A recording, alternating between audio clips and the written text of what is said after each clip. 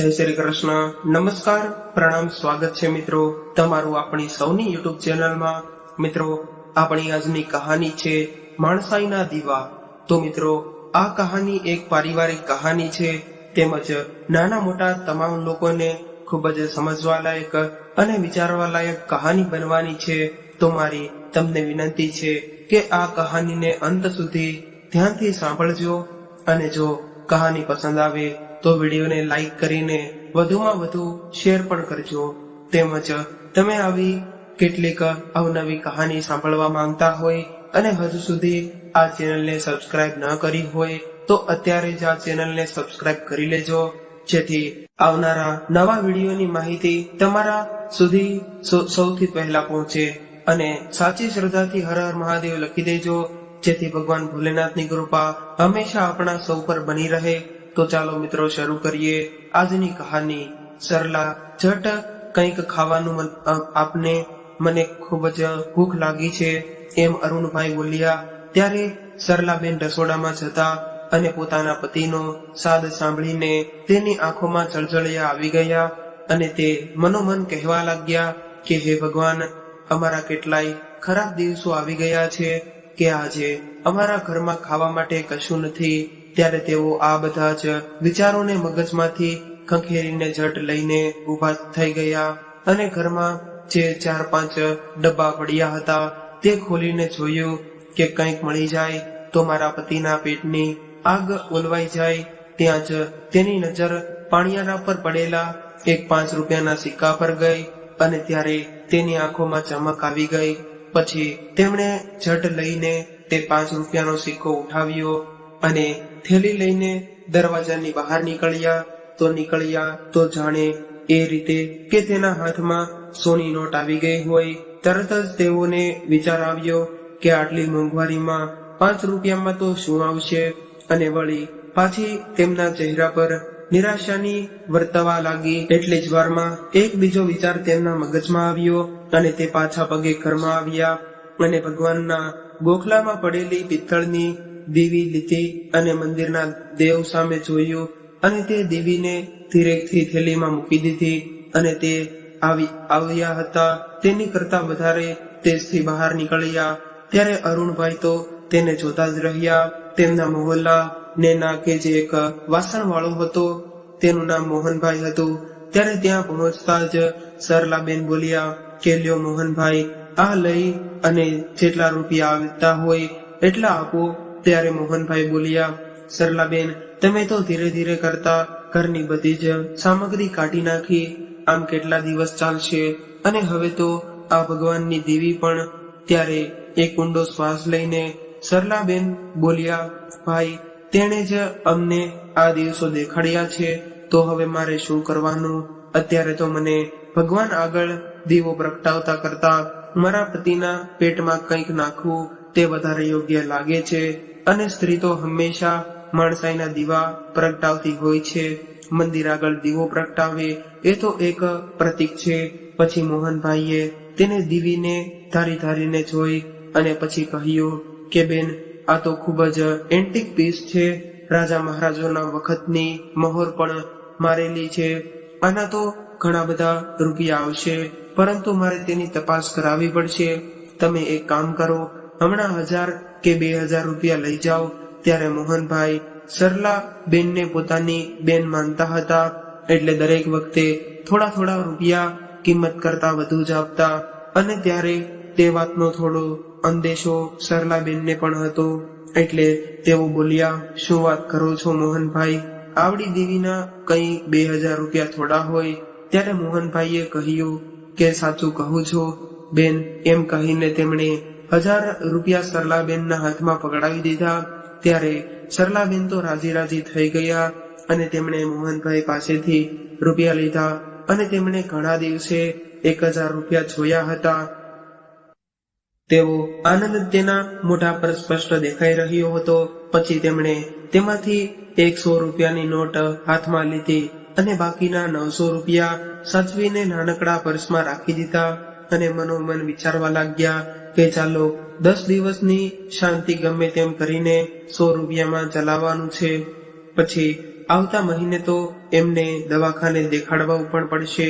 આવી રીતે મનોમન સંવાદ કરી અને તે કરિયાણા વાળાની દુકાને પહોંચ્યા. થોડું ઘણું કરિયાણું લીધું અને 10 રૂપિયામાંથી 2 સમોસા લીધા અને વિચાર્યું કે હું રસોઈ બનાવું ત્યાં સુધી મારા ભૂખ્યા પતિના પેટમાં થોડું પડે અને તે શાંત થાય.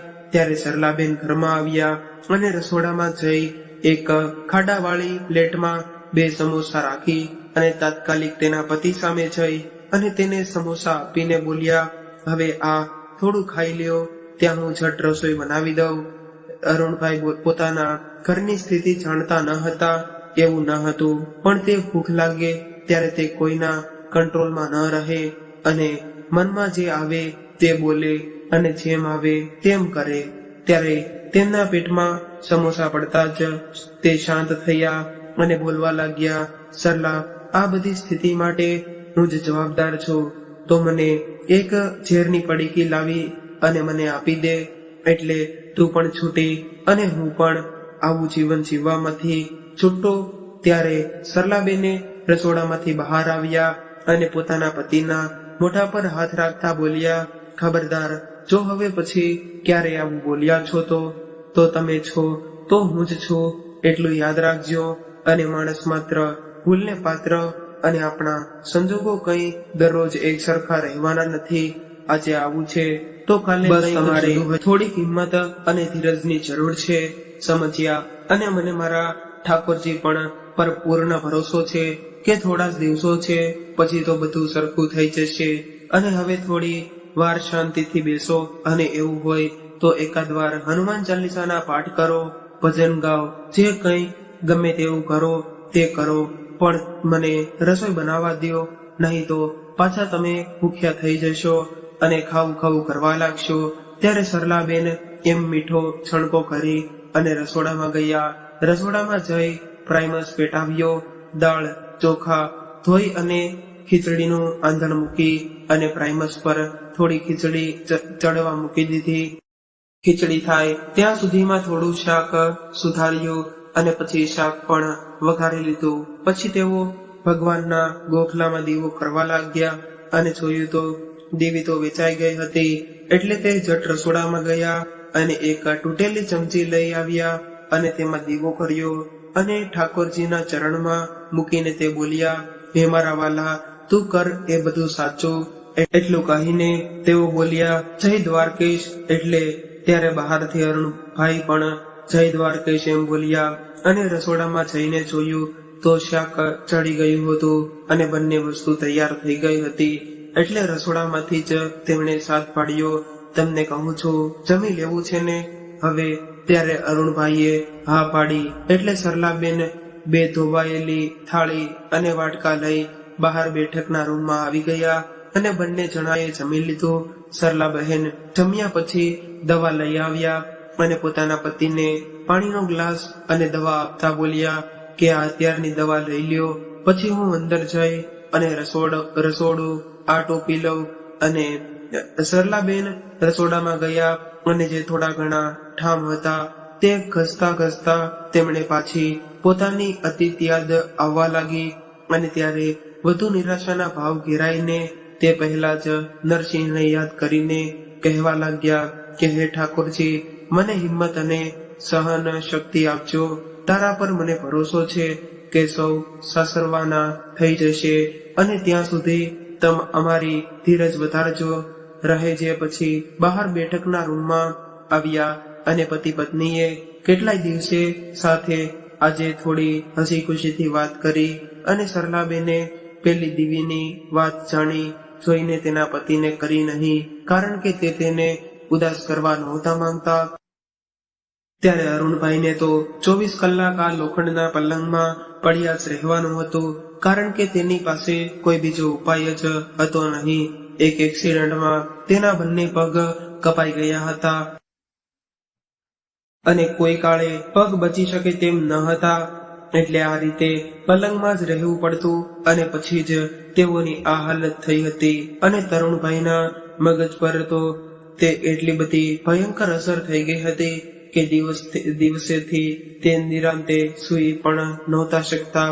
અને સરલાબેન પલંગ પર ઓશિકા આગળ બેસી અને તેના માથામાં લગભગ કલાક સુધી હાથ ફેરવે ત્યારે માંડ થોડું સૂઈ શકાતા અને તેમાંય ક્યારેય તો વચ્ચે વચ્ચે ડરીને ચીસ પાડી ઉઠતા. આજે પણ સરલાબેન પોતાના પતિના તેજ ઓશિકા પાસે બેઠા અને ધીરે ધીરે તેના માથામાં હાથ ફેરવતા હતા. ત્યારે આખા દિવસના ઘરકામનો થાક અને ઉપરથી આ માનસિક થાક એટલે તેમને એક ઝોકું આવી ગયું. ત્યાં જ અરુણભાઈએ નિંદરમાં ડરીને ચીસ પાડી એટલે સરલાબેન સફાળા જાગી ગયા અને વળી પાછા અરુણભાઈના માથામાં હાથ ફેરવા લાગ્યા અને પોતે ના ઈચ્છવા છતાં પણ અતીતમાં સરી ગયા. અને અરુણ, જો આ સારી વહુ માટે નેકલેસ સેટ લઈ આવ્યો છો. તેમના સસરાજીએ પહેલી મુહ દેખાઈમાં કેવો સરસ હીરાનો સેટ આપ્યો હતો અને કેટલી ભવ્ય રીતે તેવો ગ્રહ પ્રવેશ આ હવેલીમાં કરાવવામાં આવ્યો હતો. પોતાના સાસુમાં હજુ તો અરુણ યુવાન થયા તે પહેલા જ ગુજરી ગયા હતા, પણ તેમણે બહાર જ લાડ સસરાજીએ લડાવ્યા હતા અને તેમની હવેલી કેટલી મોટી હતી. અરે હોય જ ને, તેમના દાદા સસરા પણ ખૂબ જ મોટા માણસ હતા, રાજકારણમાં ઊંચા હોદ્દા પર હતા અને અરુણના પૂર્વજો રાજાના દીવાન રહી ચૂક્યા હતા. એટલે ગર્ભ શ્રીમતાઈ કે ખાનદાઈની તેમના વારસામાં મળી હતી. એટલે કેટલી વસ્તુઓ એવી હતી કે રજવાડાના સમયમાં હોય તેવી તેમણે બધું જ કેટલું જ જતનથી રાખ્યું હતું. પણ આ અત્યારે તો કંઈ જ રહ્યું નહીં. છેલ્લા 2 વર્ષોમાં તો તેમની સ્થિતિ ખૂબ જ ખરાબ થઈ ગઈ અને હવેલીમાંથી નાનો બંગલો અને બંગલામાંથી ટેનામેન્ટ અને ટેનામેન્ટમાંથી ફ્લેટમાંથી આ નાની નાની ઓરડી વાળું ઘર અને એ પણ સાઉ સ્લમ એરિયામાં. આમ જાણે તેમની આવી સ્થિતિ આવી ગઈ હોય. ત્યારે સરલાબેન વિચારી રહ્યા હતા કે કોને દોષ દેવો, કિસ્મતને કે પોતાના પતિને. અને આવડા મોટા શ્રીમંત ઘરની વહુને આજે કોક પાસે કામ માંગવું પડે છે તેવી સ્થિતિ સર્જાઈ ગઈ હતી. અને તેમને કેવા કેવા સંજોગોમાં શિકાર બનવું પડ્યું હતું. અને એ તો પતિની અપંગતા, ઘરની આર્થિક સ્થિતિની નબળાઈ, પણ સંસ્કારોએ તો તેમને ક્યાંય નીચા પડાવી દીધા નહીં. અને ઘર કે હવેલી ભલે ન રહ્યા, ઉપરાંત આ ગરીબાઈનો પણ સામનો કર્યો, પણ પોતાની ઇજ્જતને ક્યાંય ડાઘ લાગવા દીધો નહીં. મિત્રો, પોતાના સ્વમાન અને ઇજ્જતથી વધીને સ્ત્રી માટે કોઈ પણ વધુ ઘરેણું હોતું નથી. અને તે ઘરેણું તેણે એમને પણ અપમાન ન રાખ્યું હતું. શરીર પરના ઘરેણા ભલે વેચાઈ ગયા હતા, પણ અને મોંઘા રેશમી વસ્ત્રોની જગ્યાએ સુતરાઉ સાડીએ લઈ લીધી હતી. પણ આ તપ બાદ ત્યારબાદ બલિદાન, સમર્પણ અને ઠાકોરજીની અપ્રિતમ ભક્તિનું તેજ આ સુંદરતાને દિવસે ને દિવસે નિખારતું હતું. અરુણભાઈએ તો કેટલી વાર કહ્યું હતું કે મને કોઈ અપંગ આશ્રમમાં મૂકી અને તું બીજા લગ્ન કરી લે, અથવા તો જે પણ કાંઈ બીજો નિર્ણય તને સૂચતો હોય તે તું હવે કહે. ત્યારે સરલાબેન પણ સ્વમાની તો એવા કે પિયરવાળા પાસેથી પણ મદદ લેવાની ઘસીને ના પાડી દીધી. આ અમારું પ્રાપત્ય છે, તેમાંથી બહાર અમે જાવશું. તેમના પતિ દેખાતા તે ગમે તેટલી ધીરજ અને સહનશીલતા બતાવે, પણ અંતે તો એક સ્ત્રી હૃદય હતું. એટલે પોતાની પર પડતા ઘાત તે સહન કરી લે. પણ પતિને આ રીતે રીબાતા જોઈ તેનું કળેજું કંપી ઉઠતું. અને જ્યારે પણ એકાંત મળે ત્યારે તેઓ મનોમન રડી લેતા અને ઠાકોરજીના મંદિર પાસે જઈને એ જ પ્રાર્થના કરતા કે હે હરી, હવે તો અમને આ મુસીબતમાંથી ઉગારો. પછી તેઓ પોતાના પતિના માથામાં હાથ ફેરવતા ન ઈચ્છવા છતાં પણ પોતાના અતીતમાં સરી પડે છે અને તેને તે હવેલીના દિવસો યાદ આવી જાય છે. ત્યારે તેમના સસરા અને પતિનો ધીકતો ધંધો હતો અને ત્યારે તેઓ ગ્રહ લક્ષ્મી તરીકે તે ઘરમાં પ્રવેશ્યા હતા. ત્યારે તેમના સસરાના કનુભાઈને પોતાની પુત્રવધુ પર ખૂબ જ માન હતું. તેમના સંસ્કારોથી આખું ઘર અગરબત્તી અને ફૂલ જેમ મહેકતું હતું અને તેમના રૂપાની ઘંટડી જેવા અવાજથી ઘર ભરાયેલું રહેતું હતું. અને એવું કનુભાઈ એટલે કે સરલાબેનના સસરાને લાગતું હતું. કેટલાય સમય પછી તેમના ઘરમાં એક સ્ત્રીની હાજરી આવવાથી ઘર હરિયું ભર્યું થઈ ગયું હતું અને રસોડાની રંગત બદલાઈ ગઈ હતી. તો દિવસે ને દિવસે સાફ સફાઈ અને અન્ય રીતે પણ ઘર એટલે કે હવેલી સુઘડ થતી જતી હતી અને લગભગ બધી જ રીતે વ્યવસ્થિત થતું જતું ઘર અને કોઠાર અન્ય કારોબારના હિસાબની જવાબદારી પણ ધીરે ધીરે કનુભાઈએ સરલાબેનના કંધે નાખી દીધી હતી. અને અરુણભાઈ કરતા તેમને સરલાબેન પર 5% વધારે વિશ્વાસ હતો. અને એનું એક કારણ પણ હતું કે અરુણભાઈને આમ તો કોઈ વ્યસન ન હતું, પણ ક્યારેક ક્યારેક સટ્ટો રમવાનું એક વ્યસન હતું. તે તેમના સસરા કનુભાઈને ગમતું ન હતું અને આ કારણે જ કનુભાઈએ લાગતું હતું કે બિઝનેસ અથવા ધંધો ખોટમાં જઈ શકે છે. તેથી બધા જ રૂપિયા પૈસાનો હિસાબ કિતાબ સરલાબેનના હાથમાં રહેતો, જેથી કરીને અંદાજ રહે કે કેટલા પૈસા કેમાં વપરાયા છે. થોડા જ દિવસોમાં સરલાબેને ઘરમાં ખુશીના સમાચાર આપ્યા કે પોતે માં બનવાના છે. આ સાંભળીને કનુભાઈને ખુશીનું કોઈ ઠેકાણું ન રહ્યું. ત્યારે પોતાના પતિ અરુણભાઈ પણ ખૂબ જ ખુશ થઈ ગયા અને ત્યારે બંનેની એવી ઈચ્છા હતી કે સરલાબેન જેવી જ એક રૂપકડી ઢીંગલી આ ઘરમાં આવે અને લક્ષ્મીના પગલા આ હવેલીમાં પડે. પણ કુદરતને કરવું અને સરલાબેનને 5મા મહિને મિસકેરેજ થઈ ગયું અને તેમના માં બનવાના સ્વપ્ન પણ પાણીમાં ફરી વળ્યા. અને મિસકેરેજ પણ એ જ રીતે થયું કે ગર્ભાશયની કોથળીને નુકસાન થયું અને તે ફરી ક્યારેય માં ન બની શકે તેવું ડોક્ટરે નિદાન કર્યું. ત્યારે પતિ પત્ની બંનેએ થોડા દિવસો હતાશા અને નિરાશામાં પસાર કર્યા. પછી ધીરે ધીરે થોડા નોર્મલ થયા કે ઘણા બધા દંપતીઓ સંતાન વગરના હોય છે, તેમ આપણે પણ આ જીવનને કબૂલ કર્યા વગર છૂટકો જ નથી. તેથી આપણે પણ હસતા હસતા કબૂલ કરીશું તેવો તો બંનેએ નિર્ધાર કર્યા. અને વળી પાછા સરલાબેન ઘરના કાર્યોમાં પરવાઈ ગયા. અને દિવસે ને દિવસે તેમના સસરા કનુભાઈએ સરલાબેનને પોતાની પાસે બોલાવ્યા અને બેસાડીને કહ્યું, સરલા દીકરી, આજે હું તને મારા જીવનની એક અંગત વાત કહું છું. તેનો તું કોઈ ખોટો મતલબ નહીં કરતી. તારા સાસુમાં એટલે કે કાંતાના સ્વર્ગવાસ પછી અરુણ ખૂબ જ નાનો હતો અને બધાએ મને ખૂબ જ આગ્રહ કર્યો હતો કે તમે બીજા લગ્ન કરી લ્યો, પણ મેં લગ્ન કર્યા નહીં, કારણ કે હું કાંતાને ખૂબ જ પ્રેમ કરતો હતો. એટલે આ મારો પોતાનો નિર્ણય હતો. પણ એક દિવસ મારો બેટો એક અનાથ આશ્રમની મહિલા રેક્ટર આનંદી બહેન સાથે થયો. આનંદી બહેન એક સજ્જન મહિલા હતા અને ત્યારે તેમના જીવનમાં પણ ઘણા બધા પ્રશ્નો હતા. તે સુહાગન પણ ન હતા અને વિધવા પણ ન હતા. તે સમાજથી પીડિત સ્ત્રી હતી અને તેણે પોતાના અતીતને જ પોતાનું જીવન બનાવી અને અનાથ આશ્રમ સ્થાપવાનું નક્કી કર્યું કે તેના જેવી કેટલીક મહિલાઓને આ દિવસ આવતો હશે અને તેઓ આ રીતે બાળકને તરછોડતા પણ હોય તો એ બાળકો અંતે ક્યાં જાય. આથી અનાથ આશ્રમની સ્થાપના કરી અને ધીરે ધીરે કરતા તેમના 15-25 બાળકો થઈ ગયા અને તેમના બાળકને સમાજમાં આંગળી ચિંતાનો મોકો ન મળે તે રીતે તે ઉછેરવા લાગ્યા. અને સાથે સાથે આ સેવા તો ખરી જ. કાંતાની નીતિએ હું અનાથ આશ્રમમાં ડોનેશન માટે ગયો અને મારી તેની સાથે પહેલી મુલાકાત થઈ અને બંને પરિસ્થિતિથી પીડાયેલા હતા, એટલે અમારી મિત્રતા થવા વાર ન લાગી. પણ આનંદીની શરત હતી કે તે માત્ર મૈત્રી જ નિભાવી શકશે. આનાથી વધુ કોઈ અપેક્ષા આ સંબંધમાં તમે રાખશો નહીં, કારણ કે હું એ નહીં પૂરી કરી શકું. અને મારે પક્ષે પણ આ જ સત્ય હતું. પણ હવે જે વાત છે તે મુદ્દાની છે. આનંદી એક સામાન્ય સ્ત્રી છે. હવે આ 25 થી વધીને ધીરે ધીરે 50 બાળકો થઈ ગયા અને તેનું પાલન પોષણ ખર્ચ તો માંગે જ.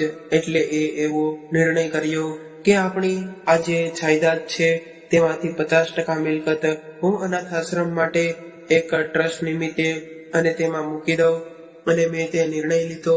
વહુ બેટા, મેં સારું કર્યું કે નહીં તે મારે તમારી પાસેથી જાણવું છે, કારણ કે અંતે તો આ સંપત્તિના ખરા હકદાર તમે બંને જ જણા છો.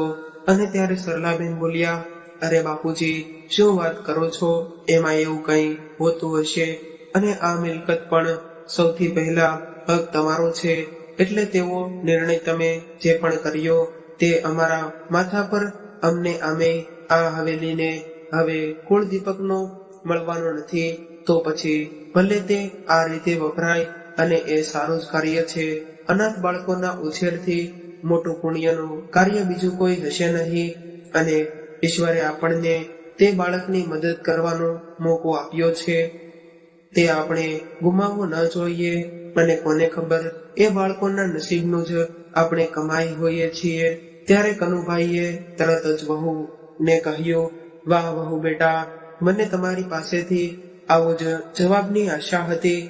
મેં આ વાત હજી સુધી અરુણને પણ નથી કરી, અને મને લાગે છે કે કદાચ કરીશ પણ નહીં, કારણ કે તેની સમજ શક્તિ તમારા જેટલી મહાન નથી. પછી તો સરલાબેન પણ એ અનાથ આશ્રમની મુલાકાતે સમયે ને સમયે જવા લાગ્યા, અને બાળકો સાથે સમય વિતાવવાનો તેને પણ પસંદ પડવા લાગ્યો. ત્યારે તો તેની ઉંમર પણ એટલી હતી નહીં, એટલે રમતો રમવી, ગીતો ગાવા, વાર્તા કરવી વગેરે કરી અને બધા જ બાળકોના દિલ તેમણે જીતી લીધા હતા. અનાથ આશ્રમના બાળકો પણ સરલાબેનના જીવનનો એક હિસ્સો બની ગયા હતા. અને આમાંથી જ તેમના દાંપત્ય જીવનની પહેલી તિરાડ પડી. અરુણભાઈના સમજ હતા અને તેમને બધું ગમતું નહીં. તેમાં સરલાબેને અનાથ આશ્રમના કાર્તિક નામના એક 10 વર્ષના બાળકને દત્તક લેવાનું નક્કી કર્યું. કાર્તિકના ઘરમાં આવવાથી સરલાબેનનો પૂરો સમય તેની સાથે વીતતો, અને તેના લાડ અને ઉછેરમાં તે પોતાના પતિને સમય આપી શકતા નહીં. તેને શહેરની સારી નિશાળમાં ભણવા મૂકવામાં આવ્યો. તેના ટ્યુશન, સંગીત ક્લાસ વગેરે પણ શરૂ થયા. તેને સ્પોર્ટમાં પણ રસ કેળવાય તે હિસાબે બાસ્કેટબોલની રમત રમવા પણ પોતે લઈ જતા, અને આ રીતે તેઓ વ્યસ્ત રહેવા લાગ્યા. આથી અરુણભાઈ થોડા ખોટા રસ્તે ચડી ગયા, અને ખરાબ મિત્રોની સોબતને કારણે તે ક્યારેય થઈ ગયું કે તે હવે વારંવાર થવા લાગ્યું. એટલે કે સટ્ટો રમવાનો. મિત્રો, સમય કોઈને કંઈ કહીને આવતો નથી. એમ એકવાર આવો સટ્ટો રમવાના પહેલામાં તે ખાસું હારી ગયા હતા, અને આ ધંધાનો સૌથી મોટો ફટકો હતો કે 2 શોરૂમ વેચી નાખ્યા હતા. અને હવે તો કનુભાઈ પણ હતા નહીં, એટલે સરલા અને અરુણભાઈના જીવનની પનોતી જાણે શરૂ થઈ ગઈ. અને હવે કાર્તિક પણ એમ તો મોટો થઈ ગયો હતો. સરલાબેનની ઈચ્છા એવી હતી કે કાર્તિક ફોરેન જઈ અને ગ્રેજ્યુએશન અને માસ્ટરની ડિગ્રી મેળવે. આથી તેમણે સંપત્તિનો અમુક ભાગ ગીરવે મૂકી અને તેને ફોરેન ભણવા માટે મોકલ્યો. અને કાર્તિકના ફોરેન ભણવા જવાથી વળી પાછા સરલાબેન એકલા પડી ગયા, અને તેમણે ધંધાનો હિસાબ કિતાબ હાથમાં લીધો. અને તેમને ખબર પડી કે મોટા ભાગની બીજી સંપત્તિ પણ ગીરવે જ મુકાઈ ગયેલી છે, અને પોતાના પતિ ધંધા તરફ બેધ્યાન થઈ ગયા છે. એક દિવસ પતિ પત્ની વચ્ચે આ બાબતે ઉગ્ર ચર્ચા થઈ, અને અરુણભાઈ ગુસ્સામાં ઘરેથી ગાડી લઈને બહાર નીકળી ગયા. તેઓની હોન્ડા સિટી હજી તો 2 કિલોમીટર દૂર થઈ ગઈ હતી કે ત્યાં જ મગજમાં વિચારોનું ઘમાસાણ યુદ્ધ ચાલતું હતું. અને ફૂલ ટ્રાફિકના એરિયામાં એકદમ બ્રેક લાગી નહીં, એટલે તેની કારનું એક્સિડન્ટ થયું, અને ટ્રક સાથે ગાડી અથડાવવામાં સ્ટીયરિંગ પર તેનો કાબુ ન રહેવાને કારણે ગાડી પલટી મારીને ટ્રકના આગળના ભાગમાં આવી જતા તે ફગોળાઈને બહાર ફેંકાઈ ગયા, અને ટ્રકના આગળના ભાગમાં જઈને પડ્યા, અને ટ્રકના વ્હીલમાં તેમના બંને પગ આવી ગયા. જ્યારે સરલાબેનને જાણે થઈ ત્યારે તાત્કાલિક હોસ્પિટલ પહોંચી ગયા, અને ત્યારે પોતાના પતિની આ હાલત માટે તેઓ પોતાને જવાબદાર માનવા લાગ્યા. પછી તેઓએ તેમની ટ્રીટમેન્ટ માટે થોડા દાગીનાના હતા તે પણ વેચી નાખ્યા, પણ તોય તે હિંમત હાર્યા નહોતા. પરંતુ જ્યારે તેમને તેમના મોટો ફડકો લાગ્યો તે અસહ્ય હતો. જાણે પણ તે યાદ આવતા તેની આંખ ભરાઈ આવી અને તેના ડુસકાના અવાજ અને આંસુ પડવાથી અરુણભાઈ જાગી ગયા અને તેઓ કહેવા લાગ્યા, અરે સરલા, ક્યાં સુધી તેને યાદ કરીશ? છોડને હવે, તેની સાથે તારી લેણા દેવી પૂરી થઈ ગઈ હશે. એવું સમજીને ભૂલી જા. હવે ક્યાં સુધી આ રીતે રડીશ? ચાલ હવે સૂઈ જા. ત્યારે સરલાબેન સૂતા પણ એમને નીંદર થોડી આવે. રડતા રડતા જ સરલાબેનની આંખો ભરાઈ ગઈ અને ક્યારે નીંદર આવી તેને ખબર ન પડી. બારીમાં પડદા તો હતા અને ભગવાનના ગોખલામાં જઈને પ્રણામ કર્યા અને દીવો કર્યો. પછી પોતાના પતિની આંખ પર આવતો પ્રકાશ રોકવા માટે એક કપડું બારીમાં નાખી દીધું. પછી પોતે નિત્યક્રમ મુજબ પોતાના કામ પરવારમાં લાગી ગયા. નાહી ધોઈને ઠાકોરજીની પૂજાની તૈયારી કરી અને ઘરમાં બધું વ્યવસ્થિત કર્યું. પીવાનું પાણી ભર્યું, ચા ઉકાળવામાં મૂકી દીધો. પછી પોતાના પતિને ઉઠાડવાનું નક્કી કર્યું અને આગળના રૂમમાં જતા રહ્યા. તારીખ ક્યાં પર પડી અને આજની તારીખ જોઈને એને એક આંચકો લાગ્યો. 4 ફેબ્રુઆરી. વળી પાછા તે અતીતમાં ચાલ્યા ગયા. 4 ફેબ્રુઆરીના દિવસે કાર્તિકનો જન્મ થયો દિવસ હતો અને તે દિવસે જ તેઓએ કાર્તિકને દત્તક પણ લીધો હતો. આમ તો કાર્તિક આનંદીબેનનું સંતાન હતું. 20 વર્ષની ઉંમરમાં જ આનંદીબેનને તેના સંબંધીમાંથી કોઈકે સતાવી અને દગો દીધો હતો.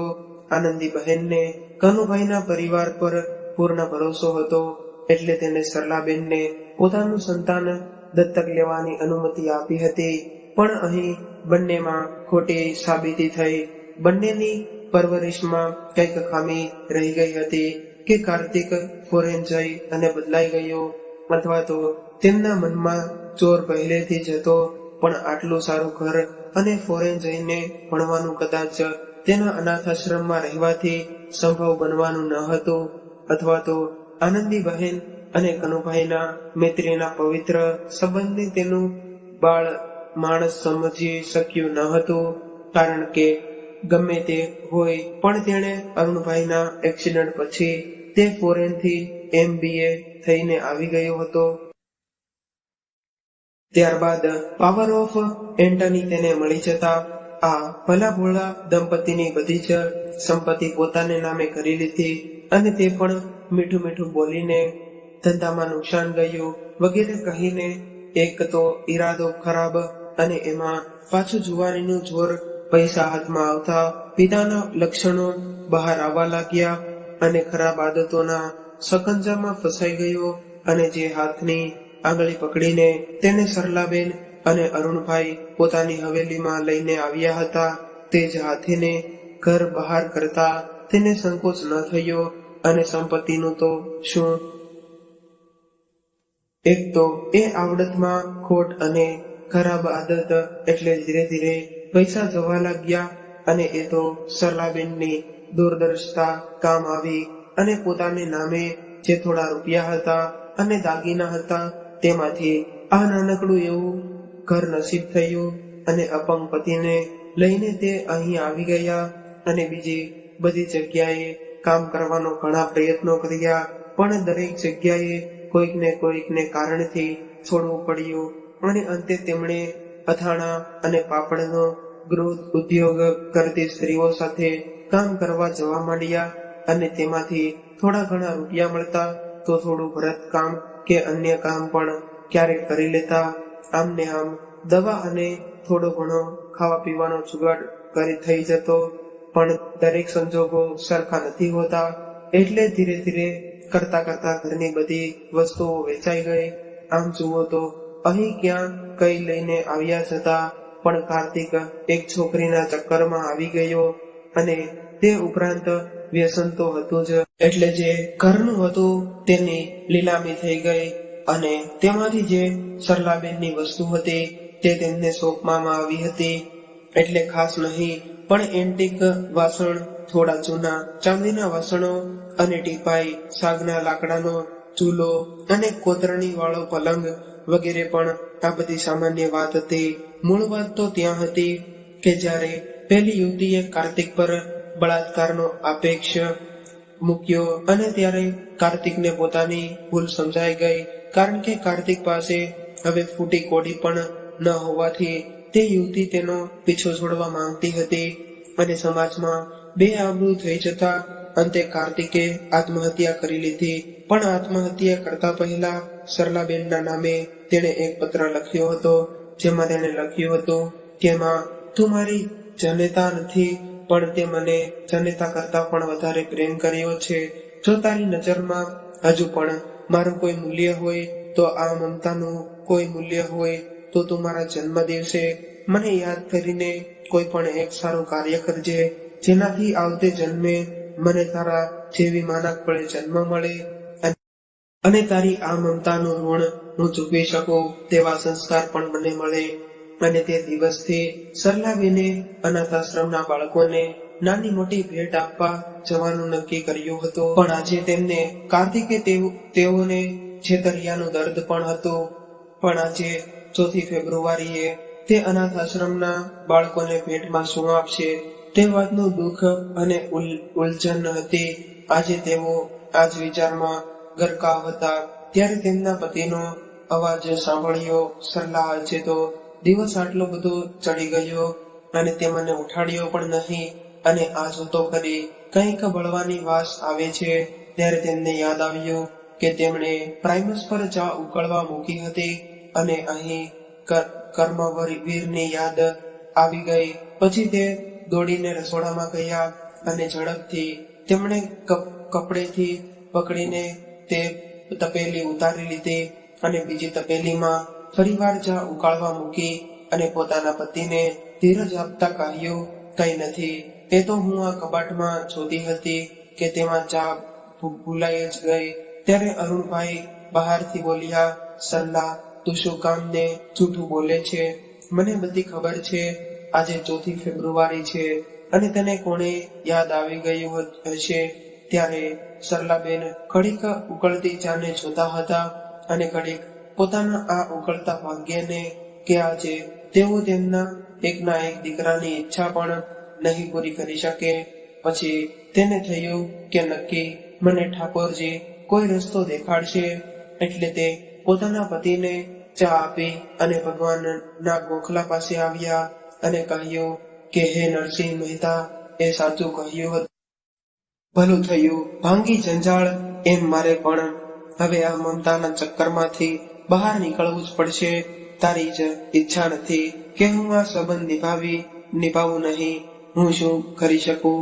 ત્યાં વળી પાછી તેની નજર સિંહાસનમાં પડેલા 5 રૂપિયાના સિક્કા પર ગઈ અને વળી તેની આંખોમાં ચમક આવી અને 5 રૂપિયાનો સિક્કાથી તેને મોહનભાઈની યાદ આવી ગયા અને મોહનભાઈએ કહેલું વાક્ય પણ યાદ આવ્યું. તેમણે કહ્યું હતું કે સરલાબેન, આ દીવીની કિંમત તો ખૂબ જ છે. એટલે તેને થયું કે થોડા ઘણા રૂપિયા તો હજી આવશે જ, અને કંઈ નહીં તો મીઠું ગાંઠિયાનો જુગાડ તો થઈ જશે. અને તે બાકીના કાર્ય પતાવીને મોહનભાઈ પાસે જાય છે. ત્યારે મોહનભાઈ હસતા મોઢે તેમને 2000 રૂપિયા આપે છે અને કહે છે કે બેન, હજી તો એ ક્યાંય કઢાવ્યો જ નથી, પણ આનાથી તો વધુ જ છે. તેની કિંમત છે તે પાક્કું. અને ત્યારે સરલાબેન મનોમન બોલે છે કે આ ભાઈ બહેનના પવિત્ર સંબંધની કિંમત આરોપીઓ કેમ આંકી શકે તે શું મને ખબર નથી.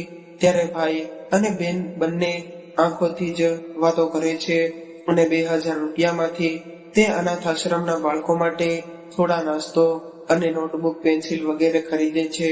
પછી તેમના પતિની પરવાનગી લઈ અને અનાથ આશ્રમમાં જઈને બાળકોને ભેટ સોગાદ આપે છે. ત્યારે આનંદી બહેને તેને જોઈને કહે છે કે સરલા, તું કઈ માટે તેની બની છે, અને મને તો એ જ સમજમાં નથી પડતી કે દીકરાએ તને હવેલીમાંથી આ ઘરમાં પહોંચાડી તેની જ ઈચ્છા તો પૂરી કરી રહી છે. ત્યારે સરલા બહેને કહ્યું કે એ અમારા મા દીકરા વચ્ચેની વાત છે, અને કોને ખબર મારા ઠાકોરજીની આવી ઈચ્છા છે કે પછી તે મારી પરીક્ષા લેતા હશે અને હું તેમાં પાસ થવા માંગુ છું. મારું હિત ઈચ્છીને જ તેણે મારી સામે આ બધા કોયડાઓ રાખ્યા છે, તો તેઓનો ઉકેલ પણ તે જણાવશે. હું તો ખાલી તે કોયડામાંથી પસાર થવા માંગુ છું. હકીકતમાં તો તે તેની જ કસોટી છે, અને ક્યાં ભગવાનને તો તે ભક્ત હેરાન અને પરેશાન થાય છે તે પસંદ હોય છે. અત્યારે હું જે દુઃખ અનુભવું છું તેનાથી 4 ગણું દુઃખ તે મારા માટે અનુભવતા હશે તેની મને 100% ખાતરી છે. અને એટલે તો આ જીવન જીવાય છે. ત્યારે માણસાઈ અને માનવતાની મૂર્તિ સમાન સરલાબેનને જોઈને આનંદીબેનનું હૃદય ગળગળી થઈ ગયું હતું. તો મિત્રો, 5 રૂપિયાના સિક્કાથી શરૂ થયેલી આ કહાની 5 રૂપિયાના સિક્કાએ જ પૂર્ણ થાય છે. એટલે સરલાબેનની આ માનવતાની મહેક કે માણસાઈના દીવા એટલે માનવતાનો એક અનોખો પ્રકાશ હોય છે. તે આપણી આજુબાજુના વર્તુળને એ અજવાળાથી ભરી દે છે, અને ન ઈચ્છવા છતાં કે ન કબૂલ કરવા છતાં પણ આવા લોકો જ ઉચ્ચ સમાજનું એક ઉદાહરણ પૂરું પાડે છે. તો મિત્રો, આ સાથે આપણો આજનો વિડીયો અહીં પૂર્ણ કરીએ છીએ. જો તમને આ વિડીયો પસંદ આવ્યો હોય તો આપણી YouTube ચેનલને જરૂરથી સબસ્ક્રાઇબ કરી લેજો, તથા વિડીયોને લાઈક કરી બની શકે તો તમારા અન્ય મિત્રો સાથે શેર પણ કરી દેજો. અને હા, સાથે કોમેન્ટ બોક્સમાં જઈ